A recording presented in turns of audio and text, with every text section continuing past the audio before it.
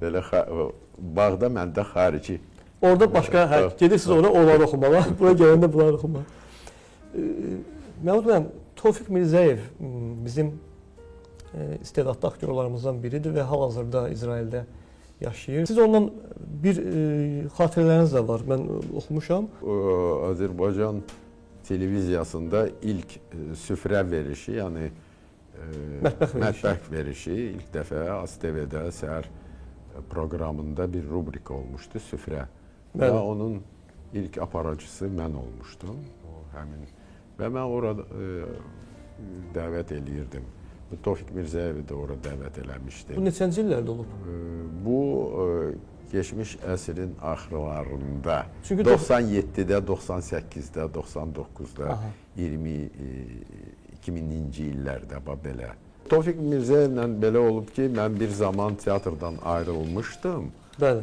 Və sonradan yenidən teatra qayıtdım və səhnədə bir tamaşa oynayanda mən dəvət elədim Tofiq müəllimi. Həmçində süfrə verişinə dəvət elədim.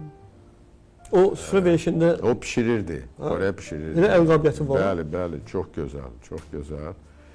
Və teatra gələndə baxdı tamaşaya. Dedi ki, indi mən başa düşmüşəm ki, biz həmişə, bu Rustam müəllimin dostu idi də, yaxın. Biz həmişə masa arxasında oturanda mən başlayırdım zarafat eləməyə, yaxud da nəsə göstərməyə. Mən sadəcə olaraq bir lətifəni, anekdotu elə belə danışa bilməm. Mən gərək onu göstərim. Həmişə mən göstərməliyəm. Canlı. Yəni, canlı, yəni bir səhnəcik kimi. Və Tofiq tamaşadan sonra yaxınlaşdı mənə, dedi ki, indi mən başa düşdüm, niyə görə sən həmişə biz oturanda belə şeyləri bizə göstərirdin, sən canlı yaşam. Demişkən forma saxlayırdın, bir aktyor formasını, yəni bir sportsmen kimi formasını itirməməkdən ötürü. O formasını saxlayırdın ki, sonradan səhnəyə çıxanda bir olur ki, yay olur, tətil olur, səhnəyə çıxırsan, görürsən ki, bir balaca nəsə.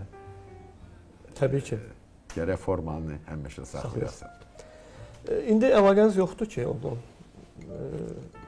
Yox, təəssüflər olsun ki, yoxdur. Mən elə hesab edirəm ki, Tofiq Mirzəyev də o xüsusi bir xarizması vardı. Belə baxanda əksər filmlərimizdə var. Təbii ki, baş rol olmasa da, onda da nəsə var idi. Özü əvvəl o Qaya qrupunun qardaşı ilə bir yerdə Qaya qrupunun yaradıcılarından olub. Yəni musiqiçi olub özü də. Bəli, özü də musiqiçi olub, sonra filarmoniyanın da bir zaman bəli. baş rejissor olub, ya direktor olub, bilmirəm. Bu televiziyada da o